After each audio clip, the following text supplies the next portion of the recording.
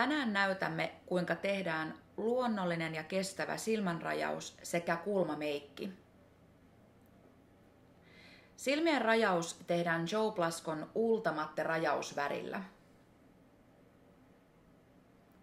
Ultamatte rajausvärit ovat erittäin pysyviä, riittoisia ja täysin vedenkestäviä.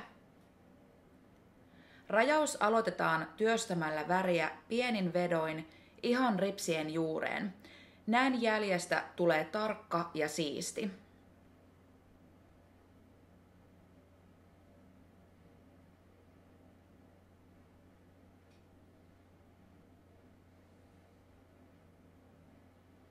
Luomia kannattaa nostaa kevyesti ylöspäin, jotta saat rajauksen varmasti ihan ripsien juureen.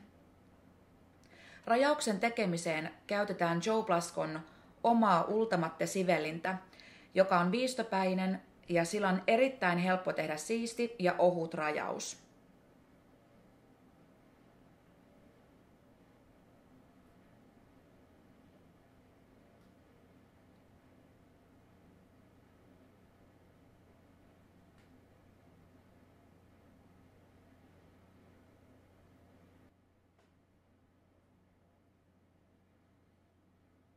Rajauksen jälkeen muotoillaan samalla Ultamatte-värillä myös mallin kulmakarvat. Myös tähän toimii viistopäinen Ultamatte-sivelin loistavasti. Ultamatte-värillä saat luonnollisen ja huolitellun näköiset kulmakarvat. Kulmakarvan alkamiskohdan voit mitata laittamalla siveltimen nenänpielestä kohti silmän sisänurkkaa. Ja katsotaan, mistä kohtaa menee suora linja.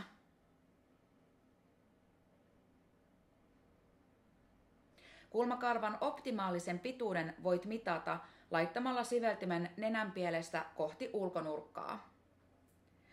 Tärkeää on, että ei tule viivamainen tai piirretyn näköinen lopputulos, vaan että jälki on hyvin luonnollinen ja pehmeä.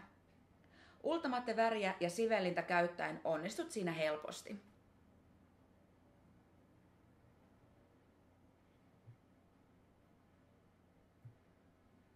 Lopuksi rajaus viimeistellään levittämällä Joe Blascon maskara, joka pidentää ja erottelee ripset kauniisti.